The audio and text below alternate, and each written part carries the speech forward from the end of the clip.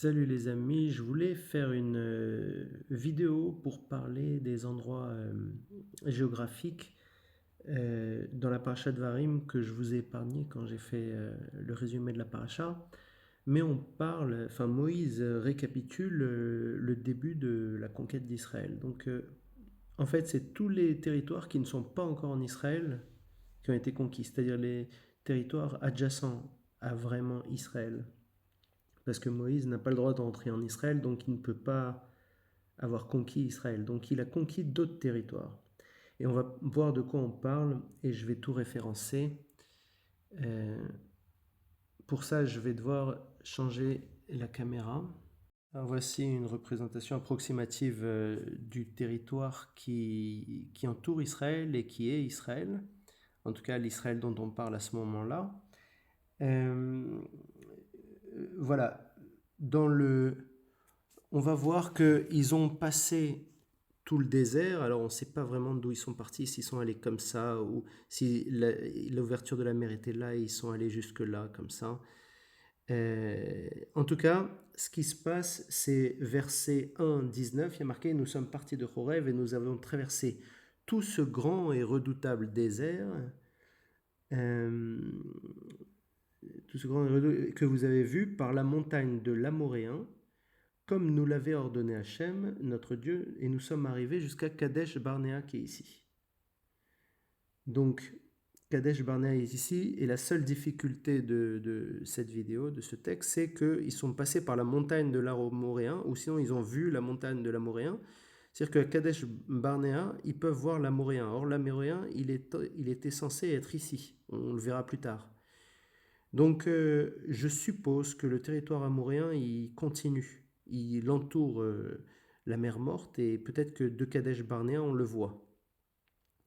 Ceci dit, ça pose une difficulté parce que plus tard, vous verrez, quand ils exterminent les Amoréens, ils ne dépassent pas le Jourdain. Donc ça veut dire que les Amoréens qui sont ici ne sont pas exterminés, contrairement à ce qui est dit. Donc c'est la seule difficulté de ce texte. S'il y a quelqu'un qui a une idée, je suis très intéressé. Donc, verset 1, 20, je vous ai dit alors, vous êtes venus jusqu'à la montagne de l'Amoréen, donc on parle ici, on est à Kadesh Barnéa, que Hachem votre Dieu vous donne, vois, Hachem ton Dieu a livré le pays devant toi, monte et prends-en possession, comme Hachem Dieu de tes pères te l'a dit. Sois sans crainte et ne perds pas ta détermination. Et en fait, ce qu'ils ont fait à ce moment-là, ils ont perdu leur détermination, ils ont proposé d'envoyer des explorateurs. À ce moment-là, Moïse, il a l'idée des explorateurs, il a dit, ok, ça me paraît bon, il est là. On va envoyer des explorateurs. Et verset 23, la chose parut bonne à mes yeux. J'ai pris parmi vous 12 hommes, un homme par tribu. Ils tournèrent, montèrent sur la montagne, arrivèrent jusqu'à la vallée de Eshcol. Eshcol, c'est ici. C'est dans le territoire philistin. Donc, ils sont arrivés jusqu'à ici. Et donc, ils explorèrent, ils ont ramené un fruit énorme de Eshcol, une grappe de raisin énorme, et ils ont été témoins de choses, ils sont arrivés, ils ont effrayé le peuple. Et bien sûr, vous connaissez l'histoire, le peuple il s'est laissé influencer, ils ont dit qu'ils ne voulaient pas aller en Israël, et Dieu il s'est énervé, il a dit ah, puisque c'est comme ça, vous allez rester 40 ans dans le désert. Certains ont reçu la nouvelle comme un choc, ils ont dit non, non, on change d'avis, on va attaquer tout de suite Israël, on va le conquérir tout de suite comme tu nous as dit.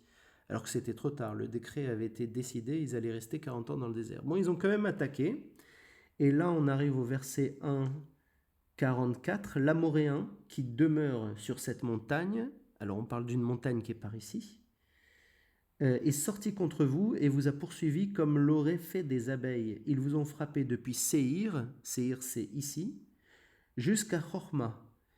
Et Chorma c'est aussi quelque part ici. Vous êtes revenus et vous avez pleuré devant Hachem, mais Hachem n'a pas écouté votre voix et ne vous a pas prêté oreille. Vous êtes demeurés à Kadesh de nombreux jours, comme les jours où vous êtes demeurés. Donc, ils ont voulu attaquer parce qu'ils ont dit non, on ne veut pas rester 40 ans dans le désert.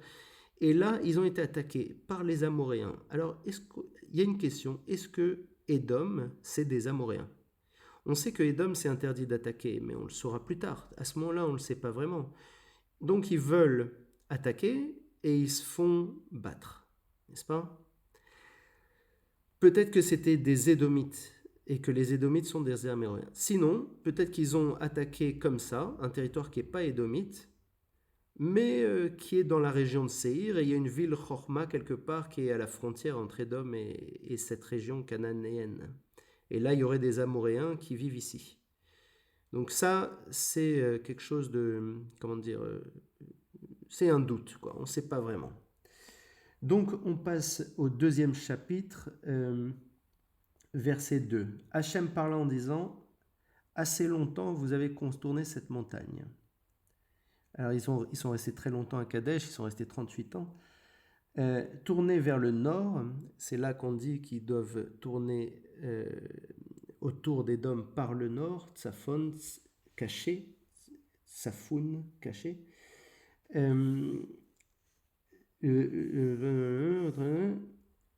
Vous traverserez la frontière de vos frères, les fils d'Ésav, qui habitent à Séhir. Donc, vous traversez la frontière.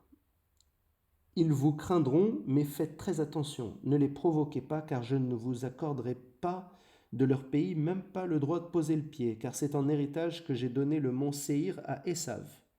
Donc Dieu a donné à Ésav cette région, disons, et on n'a pas le droit de l'attaquer.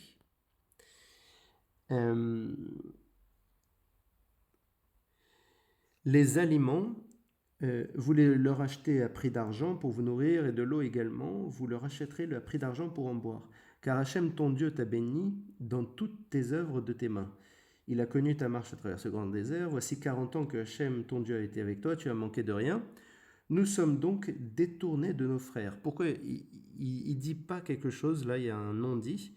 En fait, ils ont dit, voilà, on va passer votre territoire pour attaquer Canaan, mais vous, on ne vous attaque pas. Et d'ailleurs, sur le chemin, vous en faites pas, on va vous acheter à manger, de l'eau, on va vous payer à prix d'argent. Vraiment, on va améliorer votre économie parce on a beaucoup d'argent, donc il n'y a pas de souci. Mais Édom a refusé. Comme ils ont refusé, c'est pour ça que le verset 8 dit « Nous sommes donc détournés de nos frères, les fils d'Ésav qui résident à Séhir, depuis le chemin de la Harava, depuis Élat et depuis Etzion-Gaber. Nous avons fait demi-tour et traversé par le désert de Moab. » Alors voilà, ils étaient installés à Kodesh, Élat et Etzion-Gaber. Ils étaient tellement nombreux, ils étaient sur 3 villes. Le chemin de la Harava, ça doit être par ici. Ils ont dû se tourner vers Moab. Ils ont détourné vers Moab. Donc, qu'est-ce qui a marqué à partir de là? Hachem m'a dit, ne tourmente pas Moab et ne provoque pas la guerre contre eux, parce que je ne te donnerai pas de leur pays en héritage. C'est aux enfants de Lot que j'ai donné Ar en héritage. Ar, c'est cette région, peut-être, tout ça, qui est peut-être lié au Arnon, qui est ici, mais bon, on va dire Ar pour l'instant. Les Émim y habitaient avant, ça j'en parlerai plus tard, les gens qui habitaient avant. À présent, levez-vous et traversez le torrent de Zéred. Donc ce torrent qui est là, donc il faut le traverser. Et nous avons traversé le torrent de Zéred. Et les jours pendant lesquels nous sommes allés depuis Kadesh Barnéa jusqu'à ce que nous traversions le torrent de Zéred fut de 38 ans. C'est-à-dire que entre le moment où ils étaient là, ils ont envoyé les explorateurs, ils ont été attaqués, puis finalement ils ont perdu, et puis ils sont restés 38 ans dans le désert, ils ont traversé Zéred, ça faisait 38 ans. Jusqu'à la disparition de toutes les générations de tous les hommes de guerre au sein du camp, comme Hachem le leur avait juré. Et même la main de Hachem était sur eux pour les exterminer au sein de Zéred. Là on parle de l'extermination des Juifs jusqu'à leur fin. Ce fut lorsque tous les hommes de la guerre ont fini de mourir au milieu du peuple. Hachem me parla en disant, « Tu passes aujourd'hui la frontière de Moab à Ar. Tu approcheras face aux enfants d'Ammon. Ne les tourmente pas, ne les provoque pas, car je ne te donnerai pas la terre des enfants d'Ammon en héritage, parce que c'est aux enfants de Lot que je l'ai donnée en héritage. » Elle est considérée comme la terre des Réphaïm. Les Réphaïm y ont résidé auparavant et les Ammonites les appelaient les Amzoumim. Donc, en gros, là, on se demande, est-ce qu'ils contournent Moab pour arriver vers Ammon et ils n'ont toujours pas le droit d'attaquer Ammon, ni Moab, ou est-ce qu'ils traversent Moab, parce que cette fois-ci, ils n'ont même pas besoin de leur demander, ils traversent jusqu'à Ammon, et Ammon, par contre, ils ne doivent même pas traverser, ils ne doivent rien faire à Ammon. Donc là, c'est Ammon, là, c'est Moab. On passe au verset 24 du chapitre 2. Levez-vous et mettez-vous en marche et traversez le torrent de l'Arnon. Maintenant, on est ici. Vois, j'ai livré dans ta main Sihon, le roi de Heshbon, l'Amoréen et son pays. Commence à le chasser et provoque la guerre contre lui. En ce jour, je vais commencer à imprimer ta crainte et ta frayeur sur les peuples sous les cieux. Quand ils entendront ta renommée, ils trembleront et frémiront devant toi. Donc à partir de là, les Juifs vont être effrayants pour le monde entier. Ils traversent l'Arnon, donc à mon avis, ils ont traversé Moab sans leur demander leur avis, contrairement à Édom et à Ammon. Ils ont traversé Arnon et là, ils vont attaquer ce royaume-là, les Amoréens, qui est guidé par Sihon. Sihon, on avait vu le roi Sihon, c'est un géant, et il avait conquis ce territoire de Moab. Vous savez qu'on n'a pas le droit de conquérir Moab, donc ça nous arrange bien qu'il a conquis ce territoire, parce qu'on a le droit de conquérir le territoire de Sihon. Si jamais Moab était là, on n'aurait pas le droit de conquérir cette partie. Mais comme Moab a été vaincu par Sihon, Sihon il a fait le sale boulot pour nous, et donc nous on peut attaquer ça. Et Sihon il réside à Heshbon, qui est dans ce territoire conquis. Alors là, Dieu il annonce, quand tu vas commencer à battre Sihon, les gens vont avoir peur de toi. Et effectivement, Sihon c'est un grand géant fort qui a battu Moab et qui fait peur à tout le monde. Donc ça paraît fou que les Juifs arrivent à le battre alors qu'ils n'ont jamais jusque-là gagné une guerre.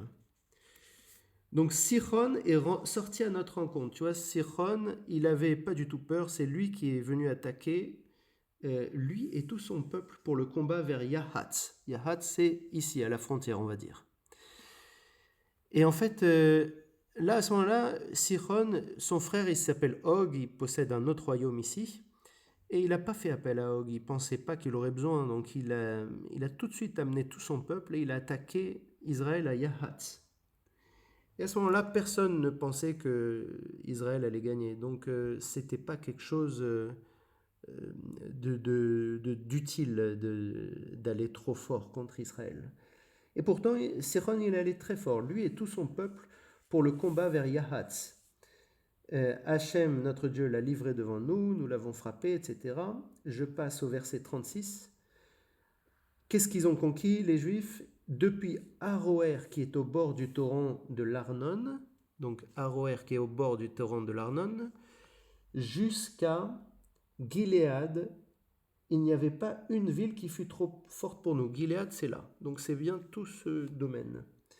Il n'y a pas une... D'ailleurs, si vous cherchez Gilead sur Google Maps, vous allez le trouver en Jordanie ou en Syrie, quelque chose comme ça, mais il existe encore. Gilead Camp, je crois que ça s'appelle. Il n'y avait pas une ville qui fût trop forte pour nous. Hachem, notre Dieu, a tout livré devant nous. C'est uniquement du pays des enfants d'Ammon que tu ne t'es pas approché.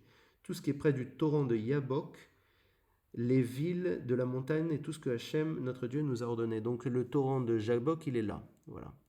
Il est un peu dans le territoire d'Ammon. Donc ça, on ne s'est pas approché. On ne s'est pas approché d'Ammon. On n'a attaqué que cette partie pour l'instant. On va attaquer cette partie, mais cette partie, on ne l'a pas approchée. Nous nous sommes tournés, nous sommes montés par le chemin du Bashan, et Og, roi du Bashan, est sorti à notre rencontre. Donc là, c'est la partie rouge. Og, il sort à notre rencontre.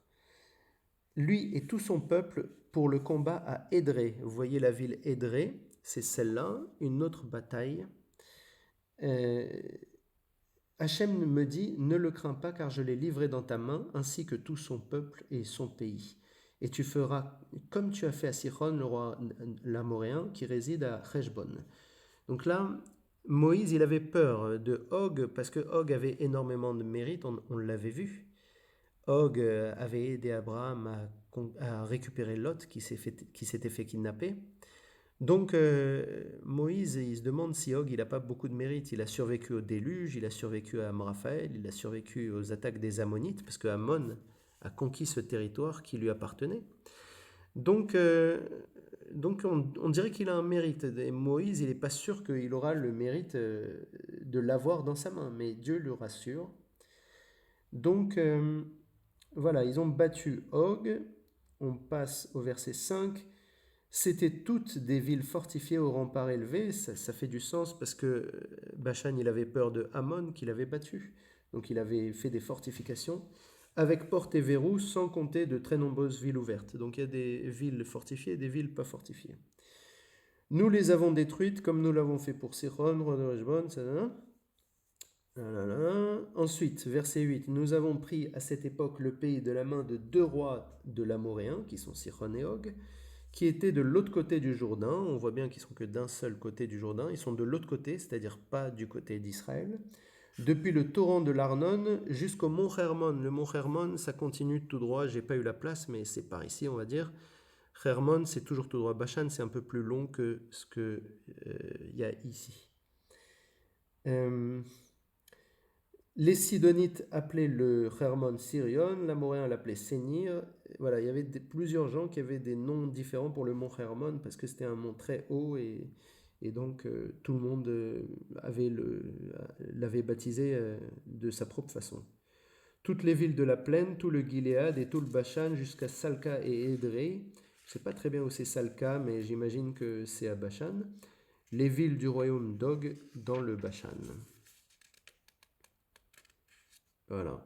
Donc, ça donne une idée de comment ça s'est passé. Et comme ça, vous avez un petit peu l'histoire, mais sous la forme de cartes. C'est toujours plus sympa. Quelque chose à préciser. À l'époque d'Abraham, bien sûr, ce n'étaient pas tout à fait les mêmes peuples qui peuplaient ce territoire. Donc Moab, cette partie, elle était occupée par les Émim. On parlera parfois d'Émim.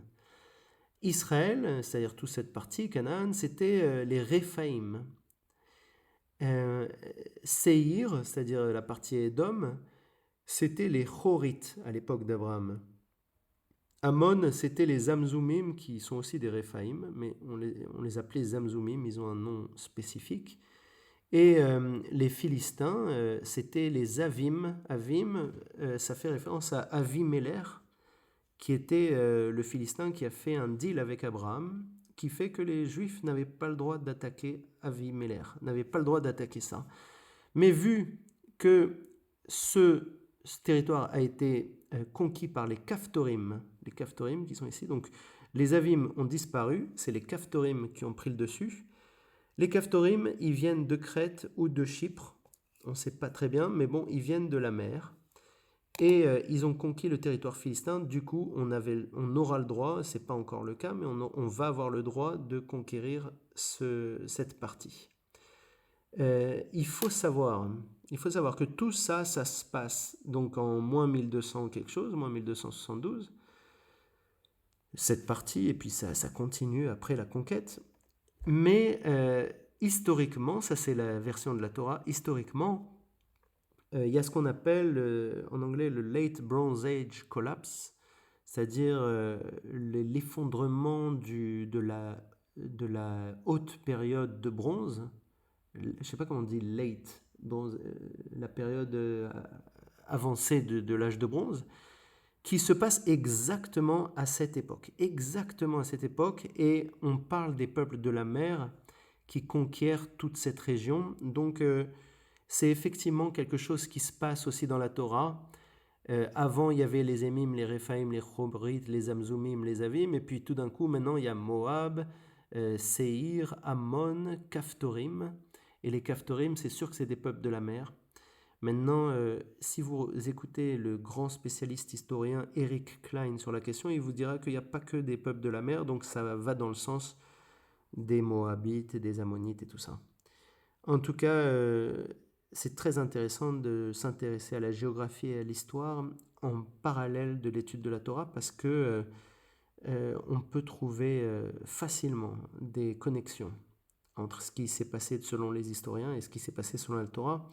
Et ça va dans le sens de l'idée que la Torah, elle devrait être prise comme un artefact historique, de la même façon que beaucoup d'artefacts historiques sont pris, alors qu'ils sont beaucoup moins fiables, qui sont beaucoup moins vrais, entre guillemets.